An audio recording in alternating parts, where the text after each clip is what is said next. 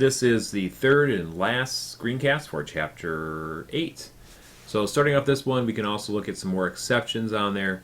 And as we mentioned before, we can have the expanded octet on phosphorus. So looking at these two drawings here, we notice that, again, phosphorus has a +1 charge, which is advantageous, and we have the negatives all the way around. But if we kind of change things up a little bit and move some bonds around, we notice by giving phosphorus a double bond, which now has an expanded octet of 8 or 10 electrons being shared, we notice that we get rid of a couple of the charges. Phosphorus goes to a 0, and one of the oxygens goes to a 0.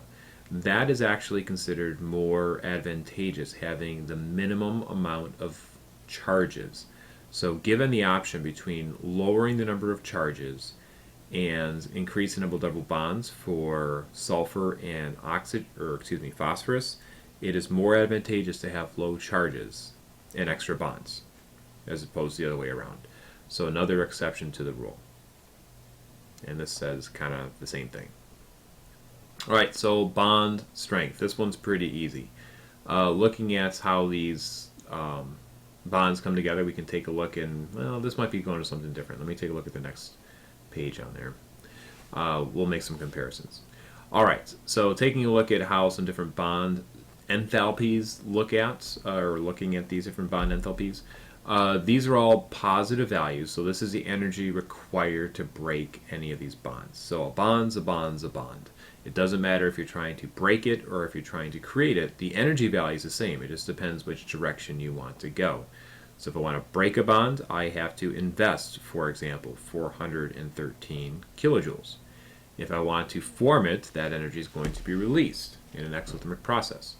So what was on my mind here a second ago is taking a look at the bond's strength. So, for example, it's not a perfect comparison. Well, it does okay. If I do a carbon-carbon bond, it is 348 kilojoules. If I do a double bond, it's almost double. And if I do a triple bond, it's somewhere close to triple, not quite. So as the number of bonds increases, the enthalpy value is going to increase as well. So double bonds have a lot more energy within them. Something else you can make a comparison of is as the electronegativity difference between the bonding pair increases, the enthalpy value should increase as well. So a nice comparison of that is looking over here. We notice with hydrogen fluoride it's 567, and as you go down the halogen group it's going to decrease because the value of the electronegativity is going to decrease as well. Okay. Moving over, this is eventually getting to the point of taking a look at a calculation and just continuing along. We'll do some calculations like this in class, but the idea here is this little equation down here at the bottom is looking at bonds broken versus bonds formed. So again, it doesn't matter necessarily where these things are coming from, whether they're breaking or forming, it's the same value. So the way this math will work is if I'm investing energy in, remember that's an endothermic process, so they're all positive values. And if I'm forming the bonds, that's a negative value, so that's where this is going to come in.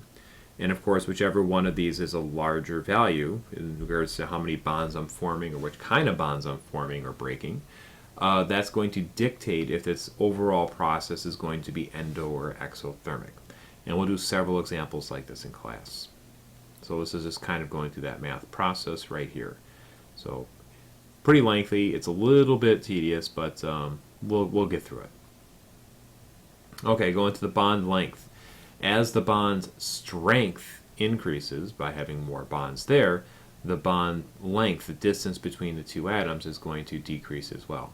So a nice example of that is looking at the carbon-carbon bonds there. Single bond, double bond, triple bond. As the number of bonds increases, that value goes down. And you could do this comparison for all the other ones in here as well. And that was the last slide. End of the lecture for Chapter 8.